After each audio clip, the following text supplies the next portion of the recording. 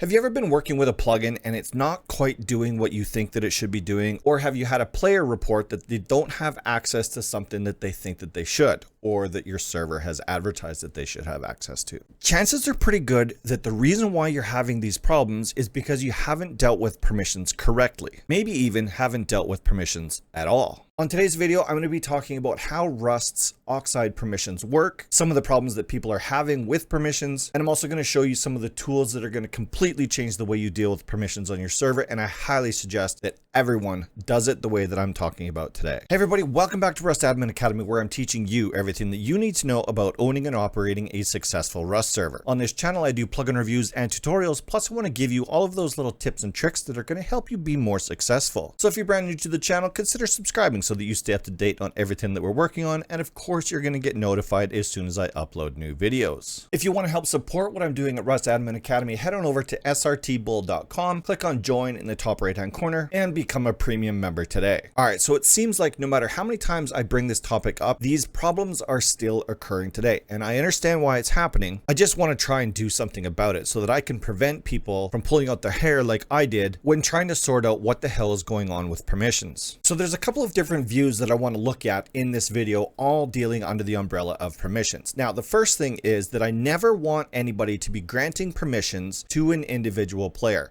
There is almost never a case where that makes sense. You should only be granting permissions to groups of players, even if it's just the default group. Default group being the group that everyone is added to as soon as they join a server. But before we get into the permissions aspect of the conversation, I want to talk about the groups aspect of the conversation. Now, there's essentially two different types of groups available on your Rust server. By default, there's only one. As soon as you install Oxide, you then have access to Oxide groups. But if you've been with me for any length of time, you know that one of the first plugins that I suggest you install on your server is BetterChat. Well, now you have access to BetterChat groups. And I think because every single server owner needs to have BetterChat installed on their server, we should have the conversation of Oxide groups versus BetterChat groups. So if you're going to have BetterChat on your server anyways, I'm suggesting that you don't use Oxide groups at all. Now, I know that I'm going to get torched for saying this, but Oxide groups are not the same as BetterChat groups. There are people out there that are fully convinced that they are the same thing, but they're not. You can create an Oxide group called, let's say, VIP1. You can then create a BetterChat group also called VIP1. Now, when you're trying to add permissions to these groups, you're going to grant a permission to group VIP1, and you're not going to know if it's the Oxide group or the BetterChat group that got that permission granted to it. So, in order to alleviate all of the stress that comes with that and all of the confusion, my suggestion is completely forget about Oxide groups. If you want that documentation, it's available. In fact, I'll put a link to this documentation right here. But if you don't want to have any confusion, I would say don't even create a single Oxide group. Don't grant a single permission to an Oxide group. The very first thing that you should do is go install BetterChat and immediately start working with BetterChat groups. I know it seems like I'm putting a lot of emphasis on this, but I've been doing YouTube in the Rust admin arena for about 6 years. And this is by far the biggest problem that I deal with on a regular basis. Somebody asks me to come in and figure out what's going on with their server. I immediately either open up PermissionsManager or AdminMenu, and I start diagnosing their different groups, the different permissions that they have granted to those groups, and all of these various things. 95% of the time, that's what's happened is they've granted permissions to different groups and they didn't know which group it was that they granted them to. Because if you just go by the true letter of the law, as soon as you install Oxide, you have access to Oxide groups. Well, why not just utilize that? And I guess in circumstances, if you were never going to install BetterChat ever on your server, then okay, fine. But there are benefits to having BetterChat. Other than the BetterChat groups, there are other benefits as well. And as I've discussed on previous videos multiple times, is the benefits of BetterChat far outweigh not having BetterChat. BetterChat is free. It's easy to use. It's available from the Umod site. And if I don't get a DM from Laser Hydra for promoting his free product all over this channel and putting so much emphasis on it, I will be surprised. No, I won't be. Laser, it's okay. I'm just trying to be funny. Okay, great. So now we've discussed the whole groups conversation, and I think I'm pretty clear on what I expect going forward. Now, let me show you an example of what I'm talking about when you run into a permissions problem on a server that you might be working on. All right, so let me give you an example of what I'm talking about when a plugin isn't quite doing what you think it should be doing after you've installed it. So for example, we're going to use Rust kits for this example, the free version available from umod.org. So I'm going to do /kit in chat, and you're going to see that it brings up my kits menu, which looks horrible right now. I understand that, but I've got this create new button right here up here. So obviously this gives me the ability to go in and create new kits that are going to be available for whoever I decide that they're available to. But if I don't have that permission, I shouldn't have access to that create new button, which is basically the admin options available to the kits plugin. So now I've removed the kits.admin permission from my group, which is the admin group of my server, and I'm going to do /kit again in chat. So now, as you can see, that create new button is no longer there. I can only utilize this UI like I would if I were a regular player. I no longer have admin controls on this specific plugin. And this brings me to my first point. So a lot of people think that because you have auth level 1 or auth level 2 on a server, meaning you're the owner or the moderator of a server, that means you have access to all of the admin plugins or the admin aspects of plugins on the server. That's not true. In fact, in most cases, that doesn't apply.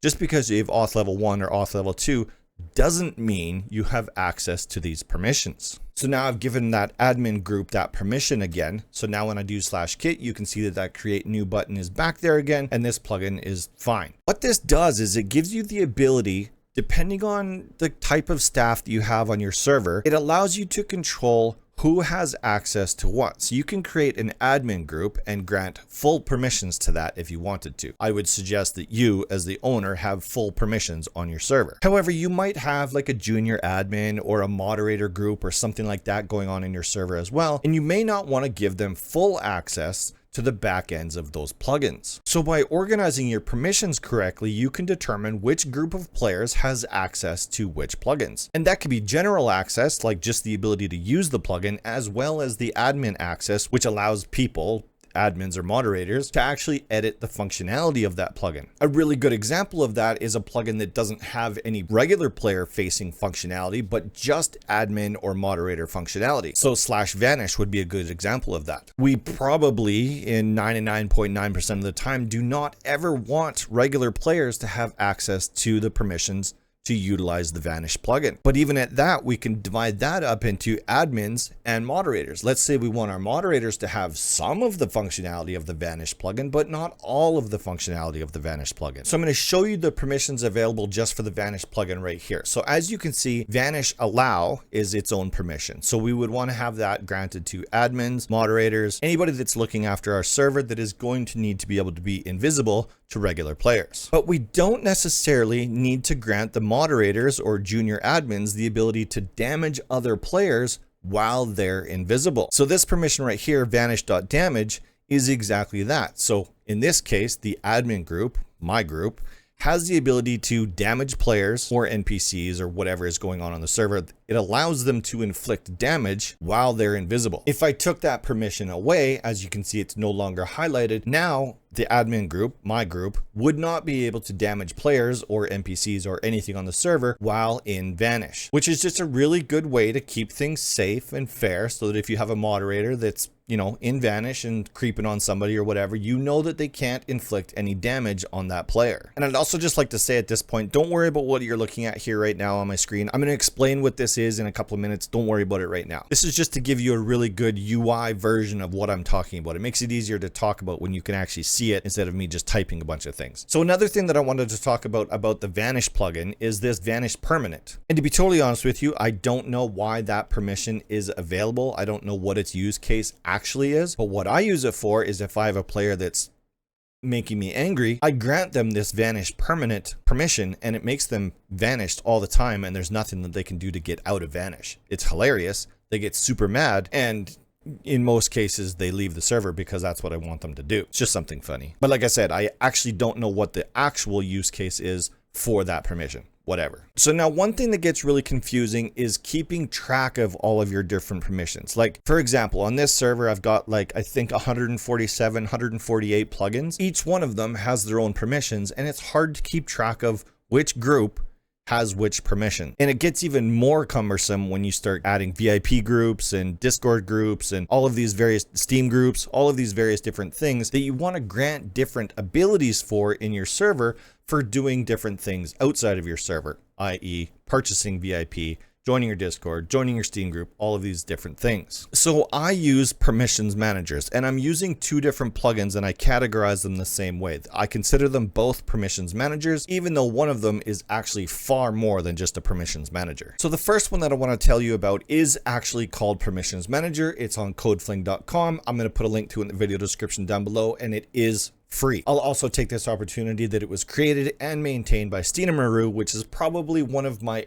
oldest plugin developers that I've used since way back in the day. Now, if you're manually dealing with your permissions, please stop right now, because Permissions Manager is going to make your life so much easier. So let's just do /perms in chat. There's a couple of different commands that we can use there, but /perms is a good start. So this is going to bring up this UI, and this is where we get to determine whether we're going to be dealing with permissions for specific players, or if you want to be dealing with just entire groups. And I suggest that you would never do any work with individual players' permissions. You only deal with entire groups. So let's switch this over to groups. And as you can see there, this is all of the different groups that are in my server currently right now. So the admin group, the default group, and then we've got a bunch of VIPs and a bunch of player challenge groups. We've got a lot of groups in this server. So having a look at our default group, we can go through and we can pick which plugin that we want to grant access or revoke access from. So let's just go in and have a look at, let's say, well, I'll show you the permissions for Permissions Manager, because that just seems to be the most obvious. Here, as you can see at the top here, we're dealing with the default group. So this is all players that join our server, and we're dealing with the plugin Permissions Manager. So do we want all of our regular players to have access to Permissions Manager?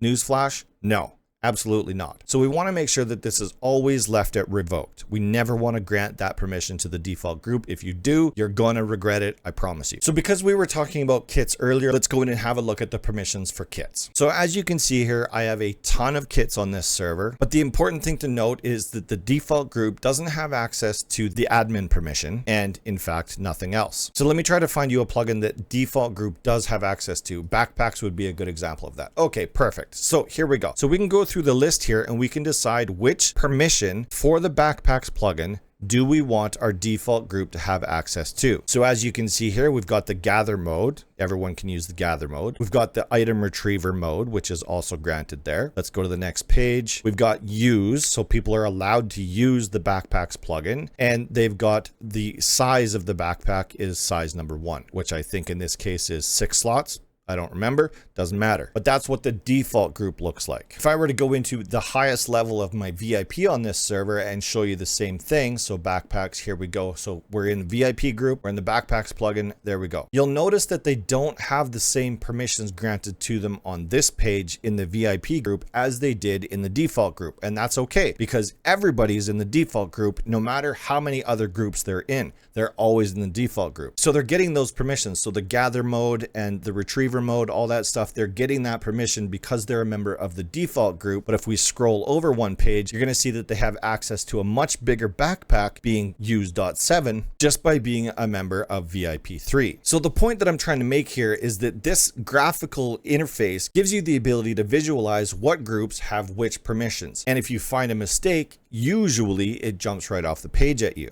Something else worth noting is while you're in the group VIP3, in this particular case, you can click on this players button down below. It's going to show you which players on your server are actually in this group VIP3, which that's a lot of players in my VIP3 group. I should probably have a look at that. And if I wanted to, I could click on this remove all players and it would remove all of the players from that group, which I don't want to do because some people would be really upset with me. So now something else that I wanted to show you about Permissions Manager is the ability to see, let me just pull up Noob Cakes here. Let's go into backpacks and see. Okay, perfect. This is a good example. Okay, so it also shows you if a player, so now I'm in the player section, not in the group section. So if a player had access to a plugin and I felt like they shouldn't have access to it, I can pull this up. I can have a look at the individual player's permission profile and it will tell me if they're getting it from somewhere else. So in this particular case, the gather mode is being granted from another place. So it's not directly granted to this player. It says over here on the right hand side that this has been inherited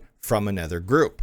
So if I want to know what that group is, we can click on that button right there, and it's going to tell you that it's coming from the default group. So this is why I say it's important that you don't individually deal with permissions on an individual player basis. You only deal with things on an entire group basis. So you can be granting permissions to your default group, which is going to affect everybody, which means you don't have to go in and individually grant different permissions to different players as they're joining your server, because who's got that kind of time? So here's another good example. So same player, different plugin. I'm now in the kits plugin. You can see that Noob Cakes has access to the Heli Killer permission as well as the Medic permission. And these are all inherited by somewhere else. If we wanted to know where, we can click on that. And I know this because I put this together. It is a permission granted from the Player Challenges plugin. And he also has access to all of the VIP kits, the VIP 1, 2, and 3 kits.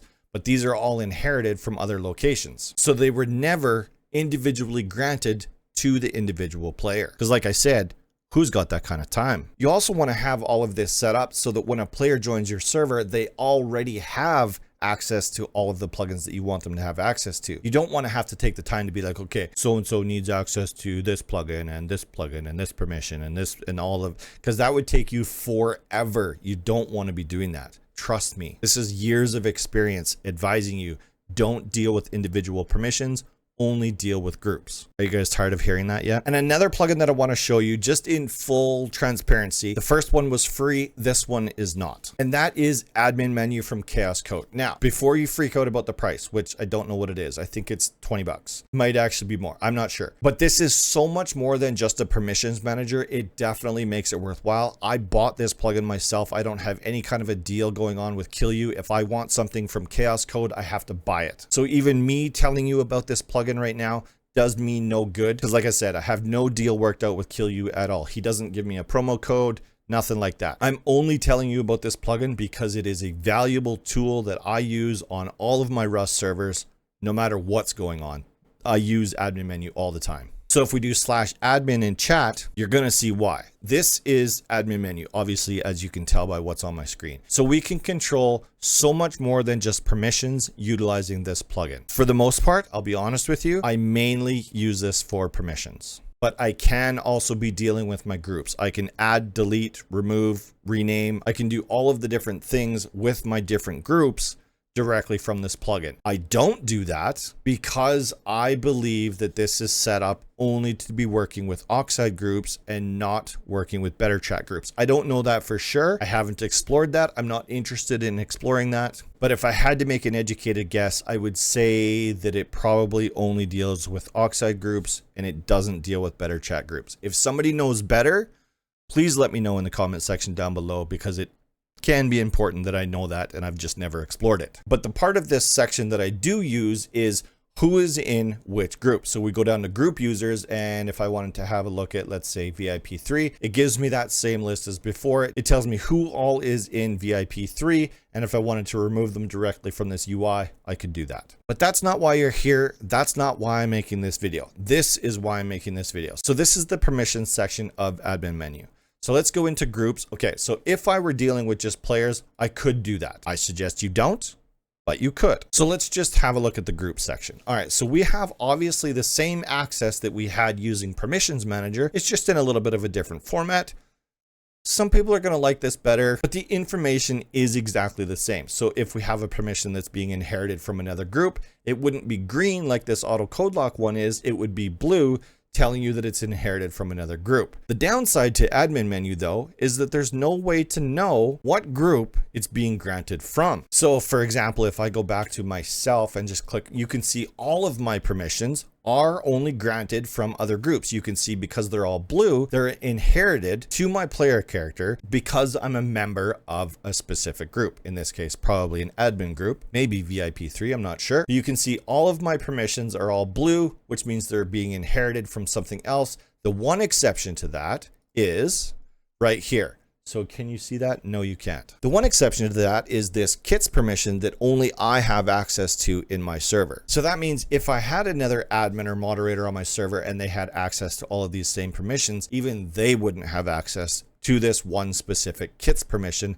that I've created just for myself. But I'm guessing that that is probably the only example of a permission that was granted specifically to an individual player and not to an entire group. Yeah, it is. So if KillU is watching this video and you're looking for suggestions, I would suggest making a way to find out where the permission is being inherited from, instead of just being able to click on that blue button and having it turn green, which is indicating that you're granting that permission to the individual player instead of the entire group. It just gets too confusing. I'd much rather have access to know where that permission was inherited from. So something that's really cool about AdminMenu that I like a lot is the functionality on the left-hand side of your screen. So you see all of these different categories of things that we can be doing using AdminMenu. But let's say we didn't want to have any of that stuff, or we didn't want to utilize any of those things. So a good example of that is, let's say we have a rule on our server that no items are ever to be given to players, no matter the circumstances. It just is not allowed to happen on our server. So if we have access to this give functionality here, that makes it really tempting, and somebody might accidentally give somebody something that they weren't supposed to. So if we go into the admin group of the permission section and we remove that .give, adminmenu.give right here, it actually removed it off the left-hand side of your screen there. So that functionality is no longer tempted. They don't even have access to it anymore. We could do the same thing with the plugins access, convars, and it just removes the temptation to even look at what functionality is in those menus.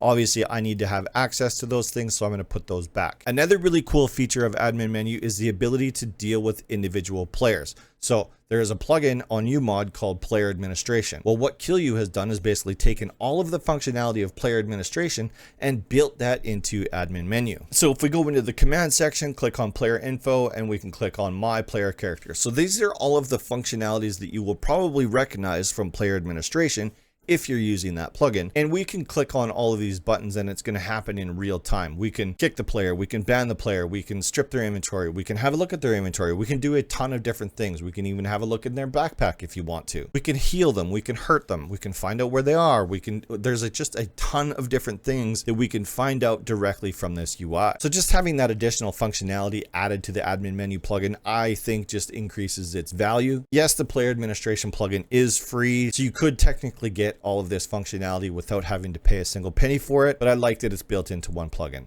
What do you think? Do you think I still have Player Administration on my server? Let's have a look. Oh, look at that. I do. So I said all of that functionality was built into AdminMenu, which it definitely is. So technically I should be able to delete Player Administration. However, I didn't. Dealing with permissions on your server is probably, other than creating loot tables, is probably going to be the most cumbersome thing that you're going to do. But it is vastly more important for you to do it correctly than even loot tables. The permissions that you've got going on in your server and keeping it organized to a point where all you got to do is add a group to a specific user group and they get all of those permissions granted to them immediately. Having that functionality in there is an absolute game changer, because I can't even tell you how, I can't explain how much I don't want you to be granting individual permissions to individual players every time they join your server, because no, just no. So those are the two different tools that I use on an absolutely daily basis whenever I'm dealing with permissions on my server. You might be wondering why I use both. I don't know why I use both. PermissionsManager is great. There's absolutely nothing wrong with it. It only deals with permissions, but it does that quite elegantly. But I also love having AdminMenu in there as well. So I definitely use both, and it kind of depends on which mood. And you've even seen them in the videos that I record. Sometimes I use AdminMenu to show you permissions. Sometimes I use PermissionsManager to show you permissions. It just seems like whatever mood I'm in that day, that's the one that I decide to use. I also have it on really good authority that we're probably going to end up with a third tool in the very near future. I'm not going to commit to when. That is probably going to knock the socks off of both of these plugins. So I'm going to get you more information on that as soon as I have more to share, but it is coming. Anyways, I want to thank you all very much for watching this video, especially if you've made it directly to the end. If you're still here watching right now at this point in the video, I want you to leave me a comment down below in the comment section letting me know that you made it to the end of this video. I'm going to put another video that is directly related to permissions for your Rust server on the left-hand side of your screen right now. Be sure to check out that video. Thank you all so much for watching, and I'll see you again next week.